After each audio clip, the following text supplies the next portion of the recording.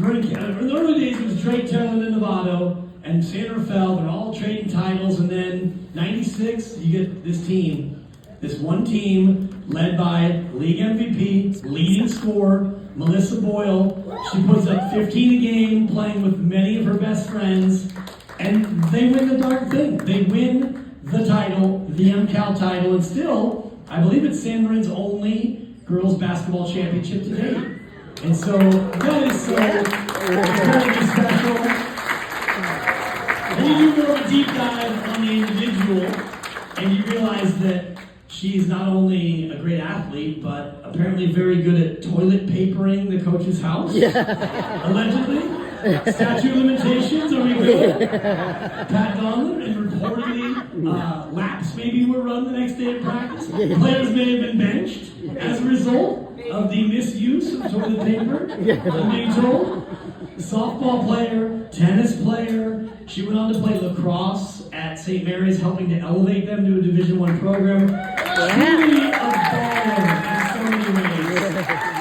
And then when you realize who she is as a person and what she has done and what she's doing, and I asked her about, her life, and she said, well, yeah, that's the thing when I lost my leg, and then I started swimming, and I got to anchor this relay, and that was really cool because it was a swimming relay, and I love to compete. It's like the positivity that she exudes and lives with is something that I picked up on, and I heard her do an interview about 6 months ago, and I thought, that is the person that I want to be. I want to be like Melissa Boyle. So positive, such a fighter, such a winner. I'm proud tonight to introduce Melissa Boyle.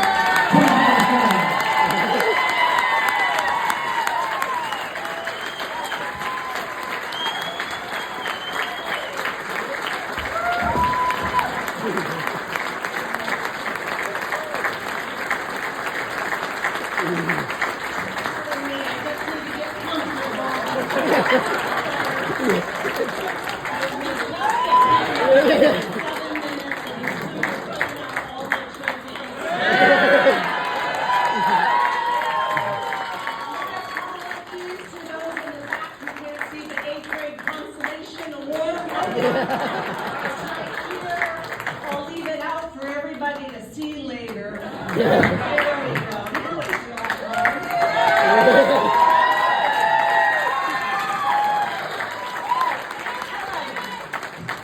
This is a good-looking group. Thank you, everybody, for being here. Wonderful to see so many people in this room that I know and really impacted my life. Lots of coaches, obviously all the players. Family, friends that we've known our whole life. The Roloviches, a great Novato family. Where's Lori? There she is. They're just one of Novato's best, a very religious family. I think Lori wanted this evening to be all about her Jack because I got word a couple months ago that she paid $20 for Our Lady of Loretto to pray for my soul. Well, Lori, I'm still here.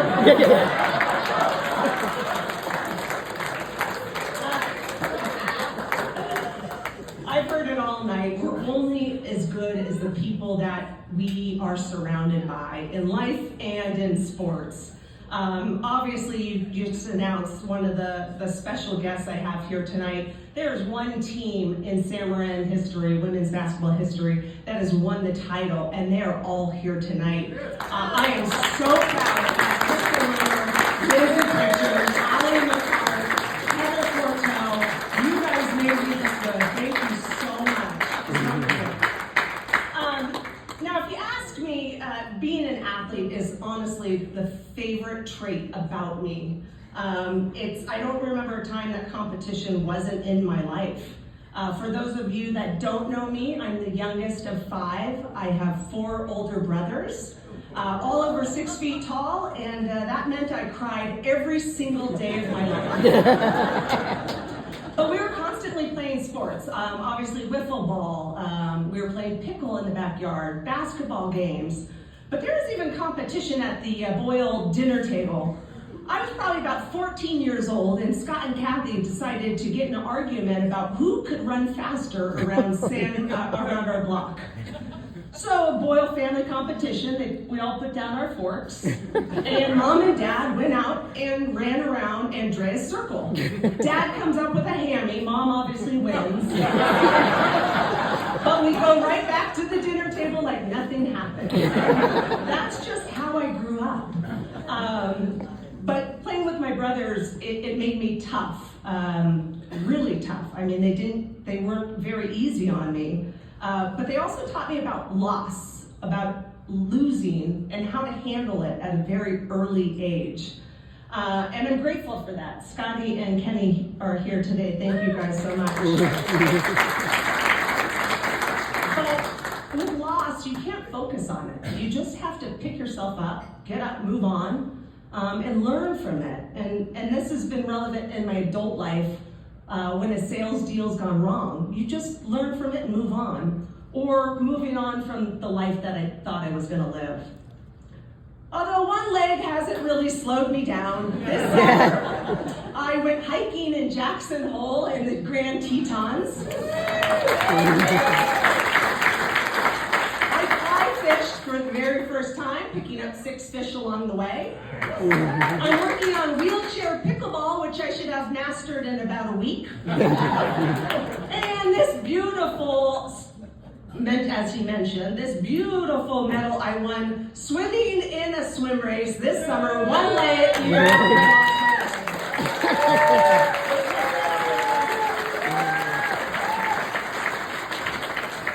Lastly, this is my oncologist's least favorite. I rode a mechanical bull at a dive bar.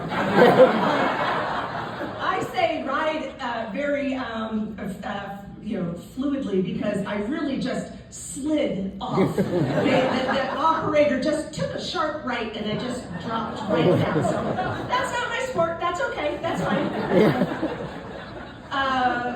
As you can see, I do always like to have fun. I always have in sports and in life. And this reminds me of a very fun story in 1996. Our basketball team, our biggest competitor was the Lady Trojans. Are there any Trojans here tonight? No. Okay, good for you guys. So we were fierce competitors, and I'm sprinting down the court as I always did. And I could hear one of their fans yell, "She's getting tired!" And I took it in, and I just dribbled between my legs, took the 3, and drained it. At least in my head, I drained it. So I'm running back down the court, and I look at the crowd, and I go, "No, I'm not." Mike Fulton, who's obviously a legend around here, Mike Fulton, I could hear him screaming, "Don't doctor!" So when you ask me, I've been dealing with cancer since 2019 was the very first time. My daughter is 9 months old. I'm now a proud mom of 3. And if you ask me,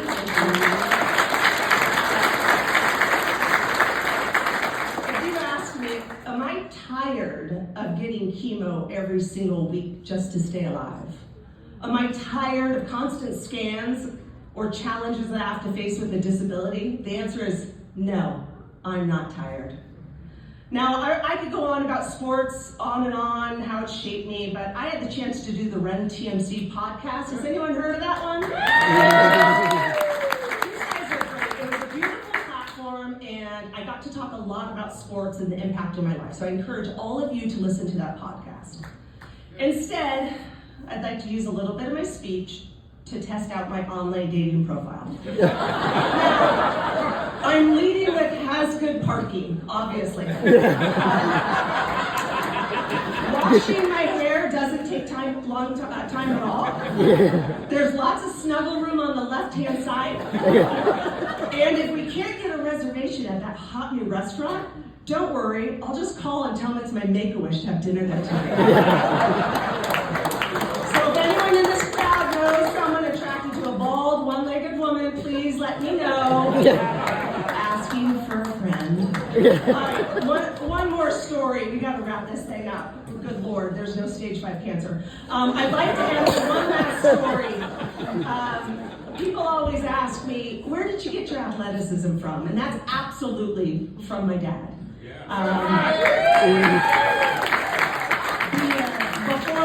snooze swallowed him into the couch. He had such big muscles. I felt like he could hit a home run anytime he wanted. He was just a natural athlete.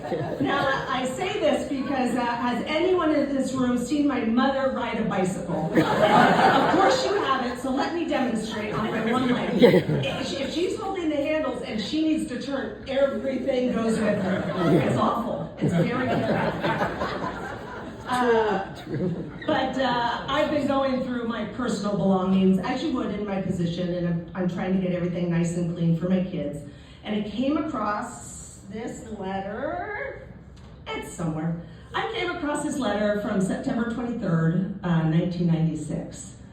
My mom gave me my grit, my heart, and my never give up attitude. And I know that because she sent me this letter. I was trying out for the St. Mary's basketball team, and it's hard to go from being the best to not making the team, being on the bottom of the totem pole. And I was having a hard time, I really was. And I got a letter from my mom, September 23rd, 1996, and this is what it said. Tell yourself that feeling sorry for yourself will not seep into your pores.